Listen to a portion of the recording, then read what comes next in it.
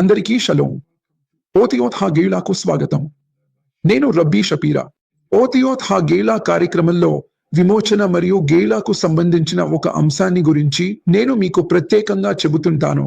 తద్వారా మనం చివరి రోజులను అర్థం చేసుకోగలము. ఈ రోజు అదే నేపథ్యంలో షెమోట్ పాషా భాగం యొక్క పూర్తి కథను అర్థం చేసుకుందాము.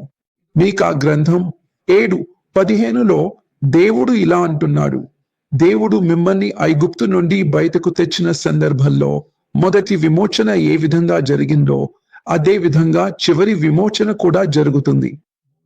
అయితే మీకాలో వ్యత్యాసం ఏమిటంటే, మీకా ఈ మాట చెప్పినప్పుడు దేవుడు మనల్ని ఐగుప్తు నుండి బయటకు తీసుకువచ్చారని చెప్పకుండా మిమ్మల్ని మీరే ఐగుప్తు నుండి బయటకు తీసుకువచ్చారని చెప్పాడు. అర్థమైందా? నిర్గమకాండం కథలో తన చాచిన బాహువు చేత మనల్ని దేవుడు బయటకు తెచ్చాడు. భవిష్యత్ విమోచనలో గేలా ప్రక్రియను ప్రారంభించేది మాత్రము మనము, దేవుడు కాదు. అంతిమ విమోచనకు మొదటి విమోచనకు మధ్య ఉన్న వ్యత్యాసం ఇదే. అంతిమ నిర్గమనం మరియు మొదటి నిర్గమనం మధ్య ఉన్న తేడా ఇదే. ఈ విషయాన్ని మనం ఎల్లప్పుడూ గుర్తుంచుకోవాలి. ఇప్పుడు నిర్గమకాండము 6లోని తోరా వచనం గురించి బెనిష్ఖాయ్ చెప్పిన దానిని వినండి. మోషే వచ్చిన తర్వాత ఆయన వారికి 4 అద్భుతమైన వాగ్దానాలను ఇచ్చాడని చెప్పబడింది. అవి మీరు పస్కా పండుగ సమయంలో తాగే 4 గ్లాసుల ద్రాక్షారసాన్ని సూచిస్తాయి. ఆయన వారికి ఆ వాగ్దానాలను సాక్షాత్తు దేవుని నోటి నుండి ఇచ్చాడు. మోషే గురించి అక్కడ ఇలా చెప్పబడింది, బెలో షాము ఎక్ మోషే మికోజ రువాక్ నవోదా కషా, అంటే అయితే వారు మనోవ్యాకులమును బట్టి కఠిన దాసత్వమును బట్టి మోషే మాట వినరైరి. దీని గురించి బెనిష్ఖా ఏమి చెబుతున్నారో వినండి. మరియు ఇది చాలా ముఖ్యం, ఎందుకంటే ఆదికాండము 15వ అధ్యాయంలో అబ్రహాంకు ఇప్పటికే ఇవ్వబడిన ప్రవచనం ఇది అని బెనిష్ఖాయ్ మనకు గుర్తు చేస్తున్నారు.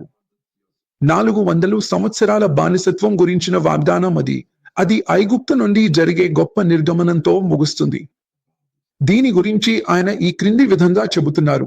ఇక్కడ ఒక సంబంధం ఉంది, ఎందుకంటే దేవుడు అబ్రహాముకు ఇచ్చిన ప్రవచనం ప్రకారం 400 సంవత్సరాలు కాకుండా వారు సుమారు 200 సంవత్సరాలు మాత్రమే ఐగుప్తులో ఉన్నారు. కేవలం 210 సంవత్సరాలు మాత్రమే. బెనిష్ఖా ఇంకా ఈ క్రింది విధంగా చెప్పారు, ఐగుప్తులో ప్రవాసాన్ని 2 భాగాలుగా విభజించవచ్చు. 200 మరియు 200 సంవత్సరాలు. మరియు లెక్క ప్రకారం ఆయన వారిని 400 సంవత్సరాలకు కాదు, 214వ సంవత్సరంలో ఐగుప్తు నుండి బయటకు తీసుకువచ్చారు. మరియు దీని ఆదికాండము 42:2లో యాకోబు ఏమి చెబుతున్నాడో వినండి. అతను ఇలా అంటాడు, చూరుడి, ఐగుప్తులో ధాన్యమున్నదని వింటిని. మీరు అక్కడికి వెళ్ళి అనేదానికి ఉపయోగించిన హెబ్రీ పదం రెడు. అది ఎరిదా అనే పదం నుండి వచ్చింది. ఇది అలియా అంటే పైకి ఎక్కడం అనే పదానికి వ్యతిరేక పదము. రెడు అనే పదం రేష్, దలేద్, వావ్ అనే అక్షరాలతో కూడినది. ఇది ఒక అద్భుతమైన పదం. ఆ 3 అక్షరాలను గుర్తుంచుకోండి. బెనిష్ఖాయ్ సిఫ్తే కోహెన్ను ఉటంకిస్తూ నేను ఐగుప్తులో జరిగిన ఉల్లంఘన గురించి విన్నాను అని అంటారు. అంటే ఐగుప్తులో ఏదో ఒకటి విచ్ఛిన్నం కాబోతుందని నేను పరిశుద్ధాత్మ ద్వారా అర్థం చేసుకున్నాను. మరి అక్కడికి వెళ్ళండి అని చెప్పాడు. అక్కడికి వెళ్ళండి అనే పదాన్ని రెడౌను గుర్తుంచుకోండి. దీని సంఖ్యా విలువ 214కు సమానం. వారు ఐగుప్తులో ఎన్ని సంవత్సరాలు ఉన్నారు? వారు 214 సంవత్సరాలు ఐగుప్తులో ఉన్నారు. యాకోబు ఏమి చెప్పాడు? ఇది నమ్మశక్యం కాని విషయం. అతను రెడు షామా అంటే 214 సంవత్సరాల పాటు అక్కడికి వెళ్ళండి అని చెప్పాడు. యాకోబు దీనిని పరిశుద్ధాత్మ ద్వారా చూసి 214 సంవత్సరాల పాటు అక్కడికి వెళ్ళండి అని చెప్పాడు. ఇప్పుడు రెడు షామా అనే హెబ్రీ పదంలోని అక్కడ అనే పదంలో కూడా ఒక సంకేతము ఉంది. షిన్, మెమ్, హే అనే అక్షరాలను తిరిగేసి రాస్తే మీకు ఏ పేరు వస్తుంది? మీకు మోషే అనే పేరు వస్తుంది. 214 సంవత్సరాల పాటు అక్కడికి వెళ్ళండి, ఎందుకంటే మోషే అనే వ్యక్తి వచ్చి మిమ్మల్ని విమోచిస్తాడు అన్నది దీని అర్థం. ఇక్కడ బెనిష్ఖాయ్ ఇలా అంటారు, మోషే జననం గురించిన వాగ్దానం ఆదికాండము గ్రంథంలోనే ఇవ్వబడింది. కాబట్టి 214 సంవత్సరాలు వారు ఐగుప్తులో ఉంటారు. షామా అక్షరాలను తిరిగేసి రాస్తే మోషే. మెస్సయ్య వచ్చే వరకు అక్కడే ఉండండి, మరి ఆయన మిమ్మల్ని విమోచిస్తాడు. ఆయన పేరే మోషే.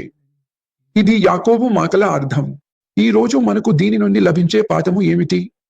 కొన్నిసార్లు ఉన్నత స్థితికి చేరుకోవడానికి ముందు మనం ఒక పతనాన్ని ఎదుర్కోవలసి ఉంటుంది. మెస్సయ్యతో పాటు మన జీవితంలోకి రాబోయే ఆ గొప్ప ఉన్నత స్థితి అది.